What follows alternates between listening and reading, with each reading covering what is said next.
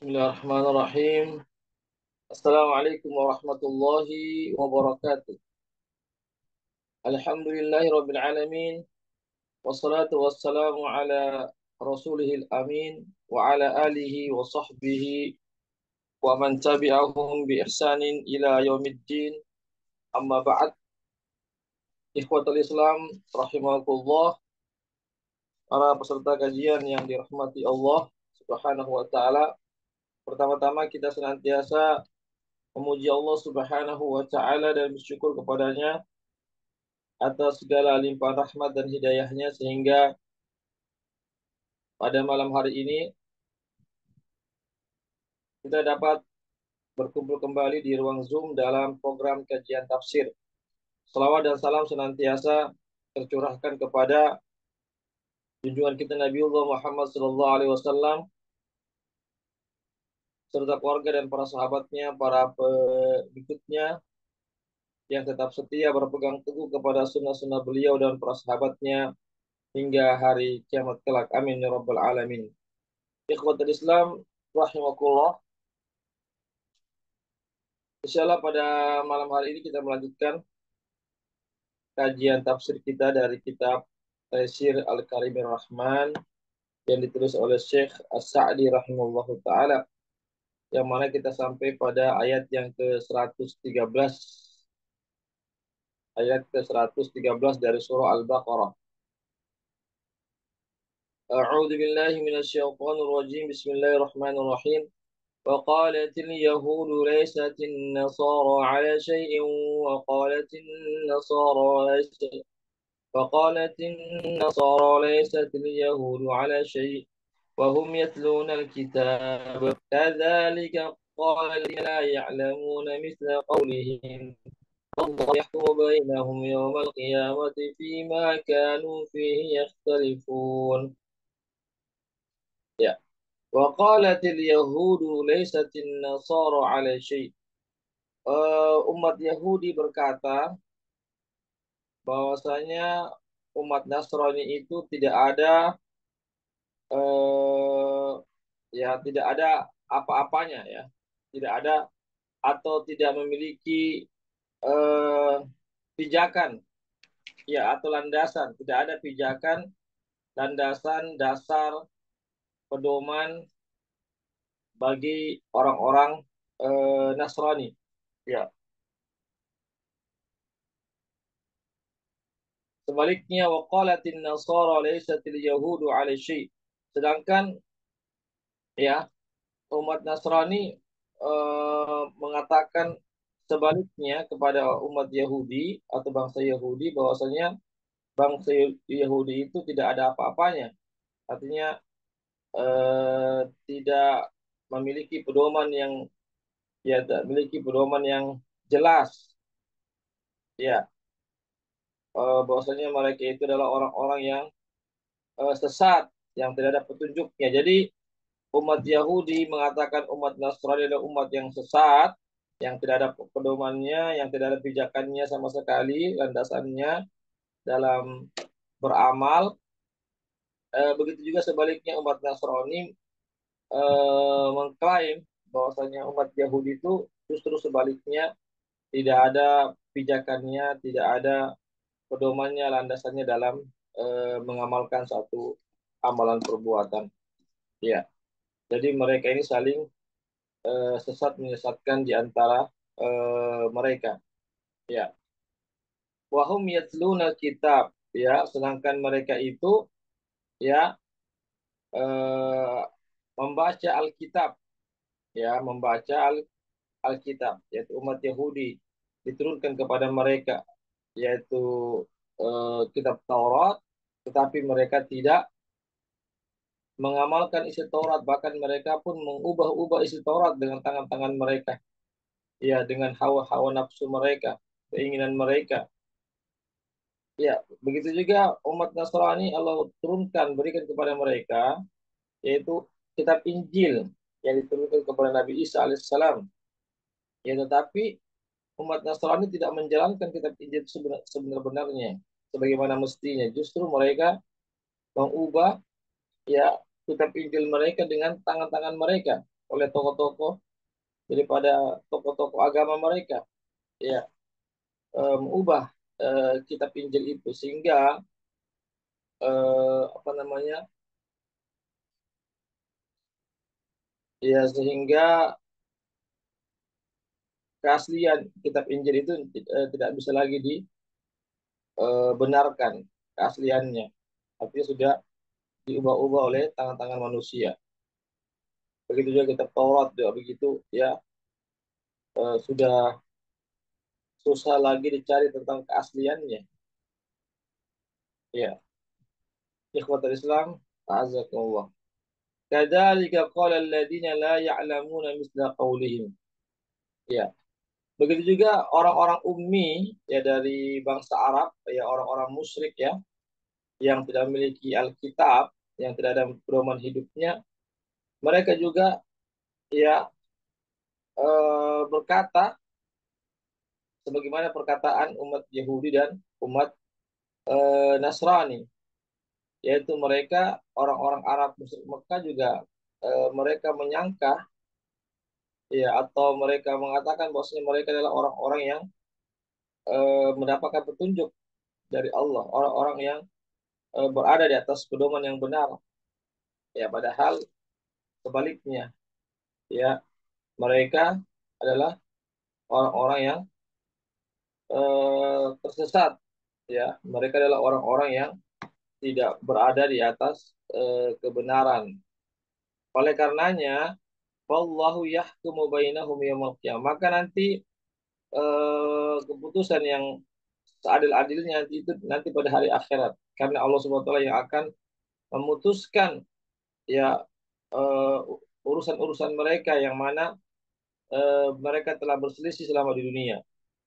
Yang mereka menyesatkan satu dengan yang lainnya, ya, maka nanti pada hari akhirat Allah Subhanahu wa taala akan memutuskan, ya, perselisihan, ya, perbedaan-perbedaan yang terjadi di antara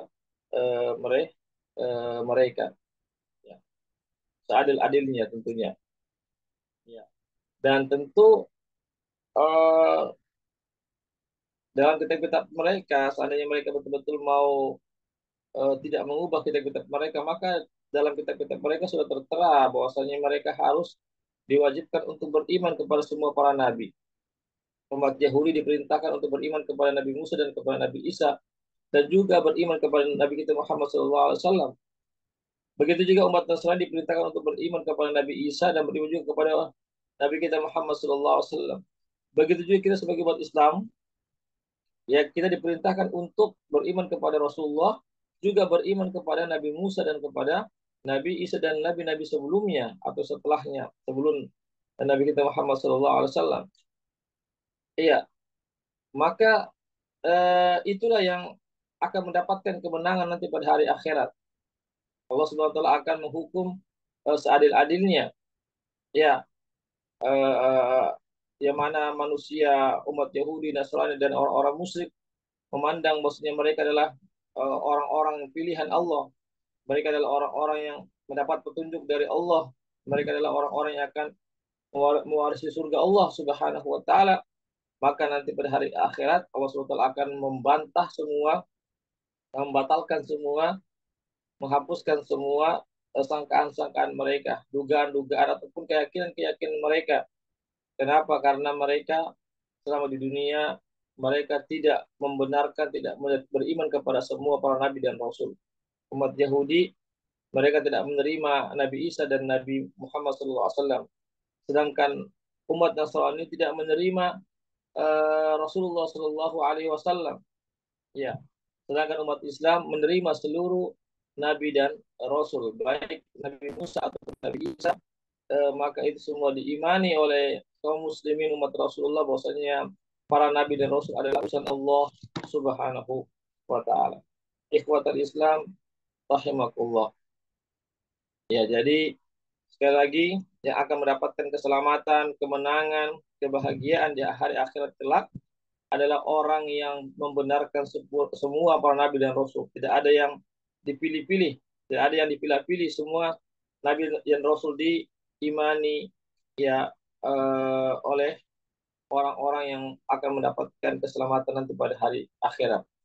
Dan orang-orang yang juga mendapatkan keselamatan hidup di akhirat kelak adalah orang-orang yang menjalankan perintah-perintah Allah Subhanahu wa taala dan meninggalkan larangan-larangan Allah Subhanahu wa taala. Adapun orang-orang yang tidak beriman kepada seluruh para nabi dan rasul, yang tidak menjalankan perintah-perintah Allah dan rasulnya dan tidak meninggalkan larangan-larangan Allah, maka mereka adalah orang yang akan binasa, yang binasa di dunia ini, lebih-lebih di hari akhirat kelak.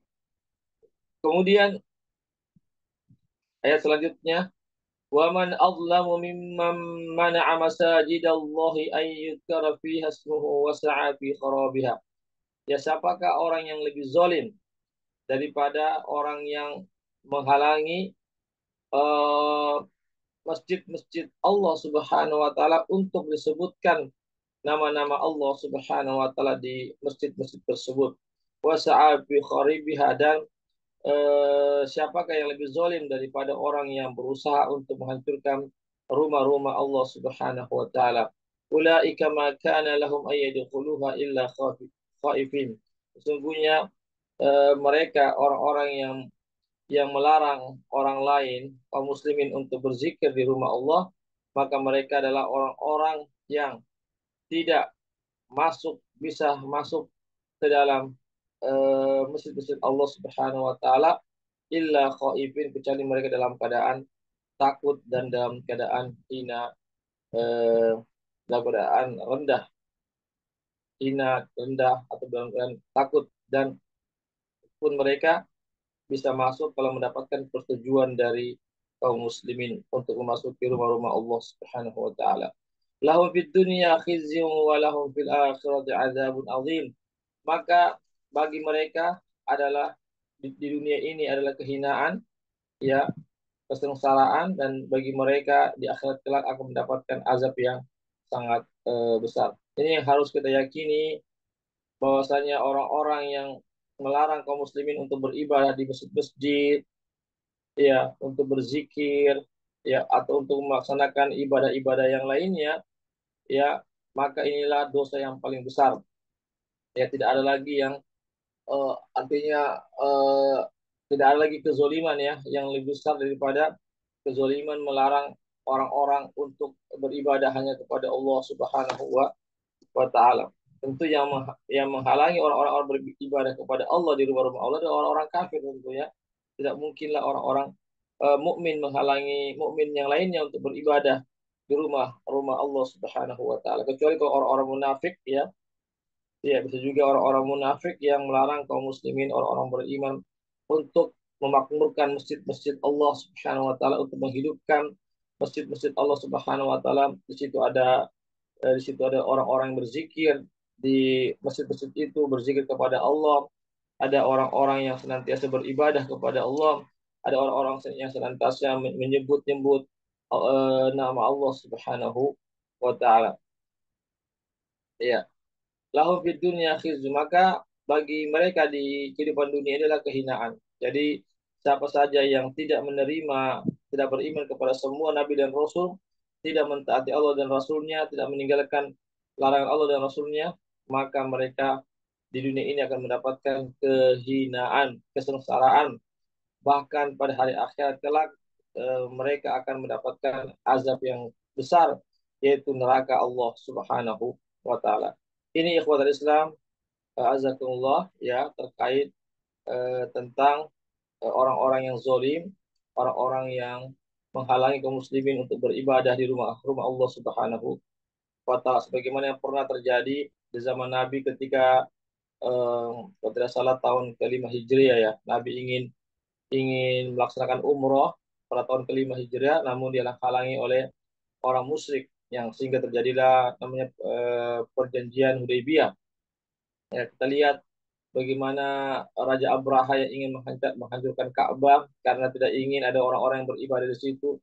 Ya, akhirnya Allah Subhanahu wa taala hinakan tentara bergajah tersebut. Ya, jadi siapa saja yang mencoba untuk menghalangi orang-orang untuk beribadah di rumah-rumah Allah atau di masjid-masjid Allah Subhanahu wa taala, maka tunggulah akan kehancuran, kebinasaan bagi mereka di dunia ini, lebih-lebih di hari akhirat kelak. Ikhwatal Islam, a'azakumullah. Ya. Kemudian walillahil masyriq wal maghrib. Fa aina ma tuwallu fa thamma wajhullah. Innallaha wasi'un alim. Ya. Eh, bagi Allah kepunyaan masyriq ya tempat terbitnya matahari wal maghrib dan tempat terbenamnya matahari itu semata-mata hanya milik Allah Subhanahu wa taala. Ikhwatul Islam, azakumullah. Ya di sini menunjukkan ya bahwasanya Allah Subhanahu wa taala, jamaah ikhwatul Islam azakumullah, ya maha berkuasa di atas segala-galanya, yang memiliki segala-galanya. Ya, bahkan Allah SWT memiliki tempat terbitnya matahari dan tempat terbenamnya matahari. Ini menunjukkan begitu besarnya kekuasaan dan kepemilikan Allah Subhanahu wa taala. Ikhwatal Islam, azakallah. Fa aina ma tuwallu fasamma wajhullah. Dimanapun, bagaimanapun atau dimanapun kalian hadapkan wajah-wajah kalian, maka disitulah ada wajah Allah Subhanahu wa taala. Ya, artinya di situ Allah berada, ya Allah yang maha mengetahui atas segala apa yang dilakukan oleh eh, ya oleh manusia, ya termasuk kaum muslimin yang beribadah kepada Allah, ya tatkala mereka salah dalam menentukan arah kiblat, ya karena faktor mereka dalam perjalanan perjalanan tidak ada eh, tanda-tanda di sini arah kiblat, maka mereka berijtihad untuk sholat menghadap kiblat meskipun ketika di pagi hari telah ditemukan bahwasanya mereka tidak menghadap kiblat, maka sholatnya tetap sah, tidak perlu mengulang kembali. Ya, ikhwatul Islam azakullah, ini menunjukkan bahwasanya kaum muslimin ya diperintahkan sholat untuk menghadap kiblat, yaitu kiblatnya di Ka'bah. Sebelumnya kiblatnya menghadap ke Baitul Maqdis. Ya, namun tatkala kaum muslimin sulit menghadap kiblat karena faktor misalnya tidak mengetahui arah kiblat, misalnya dalam keadaan safar misalnya, ya atau dalam keadaan sakit tidak bisa menghadap kiblat misalnya, maka tidak mengapa dia menghadap kemana saja, karena dimanapun dia menghadapkan wajahnya ke timur, ke barat, ke selatan, utara, maka di situ ada Allah Subhanahu wa taala. Di situ ada wajah Allah Subhanahu wa taala. Jadi kita harus meyakini bahwasanya Allah itu memiliki wajah, memiliki muka. Ya sebagaimana disebutkan dalam kitab ini, maka disitulah wajah Allah, maka disitulah ada wajah Allah, ya muka Allah Subhanahu wa taala. Tapi sekali lagi jangan kita bayangkan bagaimanakah bentuknya wajahnya Allah, terbuat dari apa, bagaimana hakikatnya. Maka itu pertanyaan-pertanyaan ini harus kita tinggalkan, karena Allah itu tidak sama sedikit sedikit pun dengan makhluknya. Tetapi Allah itu maha melihat dan maha mengetahui. Artinya Allah itu memiliki ya pendengaran dan memiliki penglihatan. Ya memiliki alat pendengaran dan alat penglihatan, cuma alat pendengaran Allah dan alat pendengaran Allah tidak sama dengan alat pendengaran makhluk dan alat penglihatan makhluknya. Tidak sama hakikatnya. Ya jangan kita ingin samakan semuanya itu, ya tentang kepemilikan, ya manusia tidak akan sama dengan kepemilikan Allah Subhanahu wa taala. Manusia punya wajah, hewan punya wajah, makhluk-makhluk yang lainnya punya wajah. Allah juga memiliki wajah, tapi sama sekali wajah Allah tidak akan sama, ya tidak akan pernah sama dengan wajah daripada makhluknya. Ya. Inna Allah wasi'un alim. Sesungguhnya Allah Subhanahu wa taala wasi', sangat luas kekuasaan Allah, sangat luas daripada anugerah Allah Subhanahu wa taala, ya. Dan Allah Subhanahu wa taala Al-Alim, yang Maha mengetahui. Maha mengetahui apa yang terjadi di bumi ini, sekecil apapun ya peristiwa yang terjadi, meskipun satu helai daripada daun yang kering yang jatuh ke lantai atau ke tanah, melainkan itu telah diketahui oleh Allah Subhanahu wa taala. Wa qala ittakhadallahu walada. Orang-orang kafir, orang-orang muslim mengatakan Allah itu memiliki anak. Ya, subhana, maksudnya Allah. Ya Allah itu tidak beranak dan juga diperanakkan.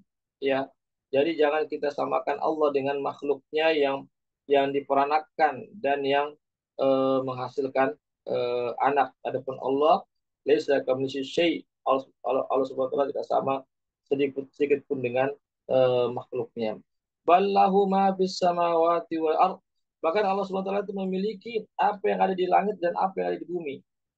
Ya, itulah kepemilikan Allah Subhanahu wa taala. Jadi Allah tidak butuh kepada namanya anak, ya Allah tidak butuh kepada namanya orang tua dan seterusnya.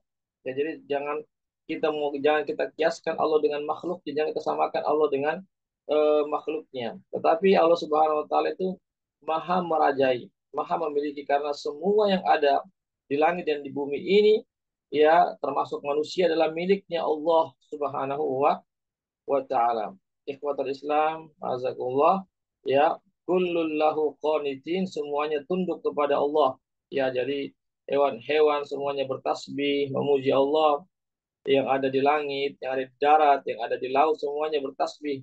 Rerumputan, pohon-pohonan semuanya bertasbih kepada Allah Subhanahu wa ta'ala.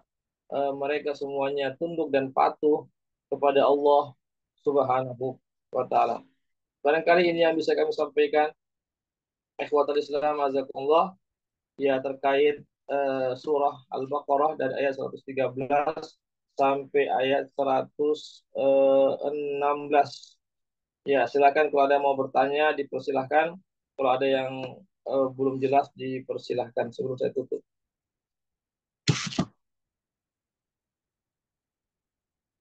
Baik, kalau tidak ada kita cukupkan sampai di sini saja. Ya, mudah-mudahan ada manfaatnya bagi kita semuanya. Tentu yang benarnya datangnya dari Allah saja, yang khilaf yang salah dari kami ataupun daripada godaan setan yang terkutuk. Kami mengucapkan jazakumullah khairan katsira wa barakallahu fikum kepada para ikhwah yang sudah hadir dalam kegiatan kita malam hari ini dan juga kepada donatur yang sudah berpartisipasi terlaksananya kegiatan kali ini. Semoga Allah SWT memberikan balasan yang terbaik bagi kita semua di dunia ini, lebih-lebih di hari akhirat kelak. Amin. Ya Rabbal Alamin, kami undur diri dan kami mohon maaf atas segala kekurangannya, kesalahannya. Kesempurnaan itu hanyalah milik Allah Subhanahu wa taala. Saya mohon ampun kepada Allah dan saya mohon maaf yang sebesar-besarnya kepada para peserta jika ada kesalahan dalam penyampaian ataupun hal-hal yang tidak ada penjelasannya dari para ulama. Ya, penyampaian saya yang keliru tolong dimaafkan. Demikianlah atas apa yang kami sampaikan, kami tutup dengan baca doa penutup majelis. Subhanakallahumma wa bihamdik, asyhadu an la ilaha illa anta, astaghfiruka wa atubu ilaik. Wassalamualaikum warahmatullahi wabarakatuh.